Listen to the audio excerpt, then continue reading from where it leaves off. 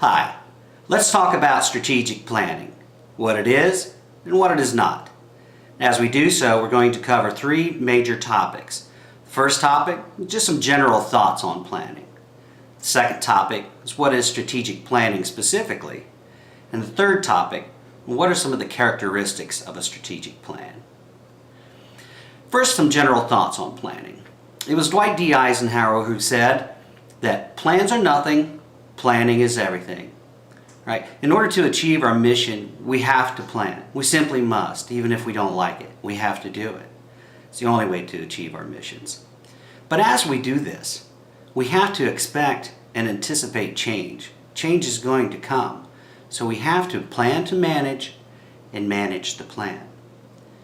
I always like to say that planning is an art form, and in this case, art is a capital A-R-T. The A in art stands for articulate. If you can envision something, if you can think it up, you must articulate it.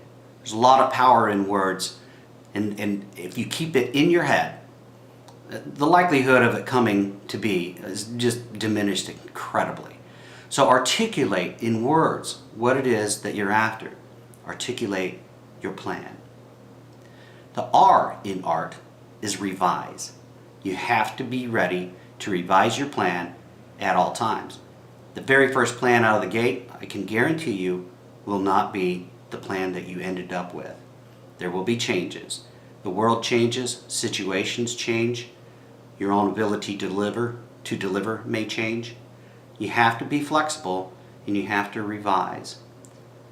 The T in art stands for track. With any good plan, you have to identify measurable objectives that help you to understand if you're getting to your vision or not. And the only way to know that, after identifying the objectives, is to actually track how you're doing. So articulate, revise, track. It's cyclical. Planning never ends unless you're in a time box project. But from a strategic point of view, you're constantly, or should be, constantly planning. There's a saying, the Musketeers always used to say it, others have said it, all for one and one for all. And I say, sort of. It's good that we're all on the same team and working toward the same objectives. But if we're all sitting in the room, all agreeing with each other on every single point, we might not be covering all of the aspects of any given issue. And therefore, we might be selling ourselves a little bit short on our solutions. There's a Japanese proverb that says, none of us is as smart as all of us. And I tend to believe that. However, I also can really appreciate something that James Surowiecki said in his book, The Wisdom of Crowds. And I'm going to read here so that I don't misquote what he says. But two phrases out of this book really captured my attention. The first one is that the wisdom of crowds comes not from the consensus decisions of the group, but from the aggregation of the ideas, thoughts, and decisions of each individual in the group. He goes on to say that paradoxically, the best way for a group to be smart is for each person in it to think and act as independently as possible. All right? So we have to avoid groupthink. It's good that we're all on the same page, but we can't just agree just to agree.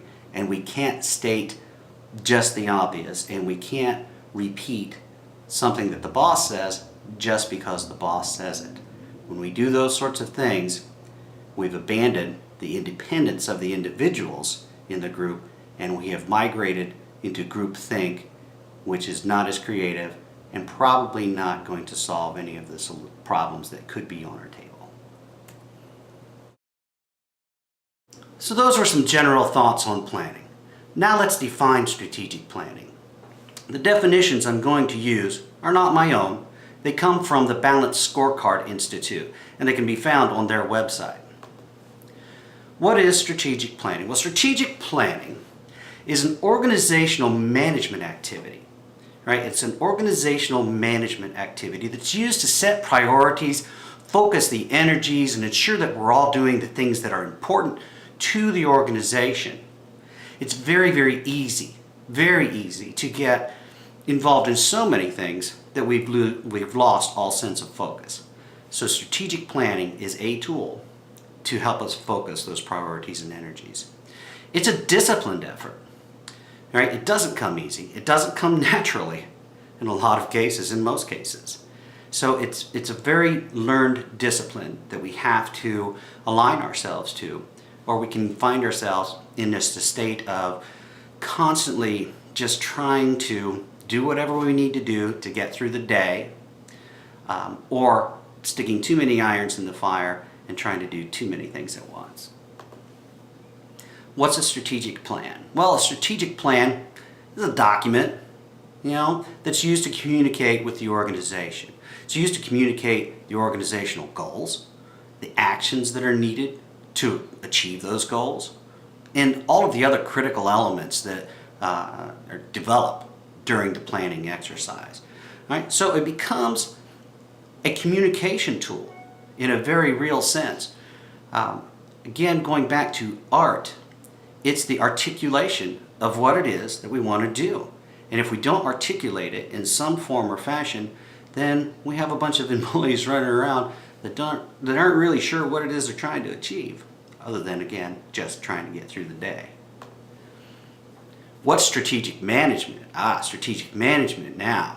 Now we're talking. Strategic management is the comprehensive collection of ongoing activities and processes that organizations use to systematically coordinate and align resources and actions. So it's not enough to just say, we have a strategic plan, we are strategic planners. We also must be strategic managers. Strategic management activities transform the static plan into a system that provides strategic performance feedback. We need that feedback. Why? Because we're trying to track how we're doing. And as we track, we're going to realize we need to revise our plans. Well, what are the steps to strategic management and planning? There are all kinds of frameworks out there that can help guide you in how to go about strategic planning and management. Lots of different methodologies that are out there. I certainly have my favorites, and you probably have yours as well. Right? But most of them follow a similar pattern and have four major phases. The first phase really is to analyze and assess. Right? Where are we? Where is it that we want to go? That's typically phase one. Phase two is strategy formulation. Now that we know where we want to go and where we're coming from, how are we going to get to that next level?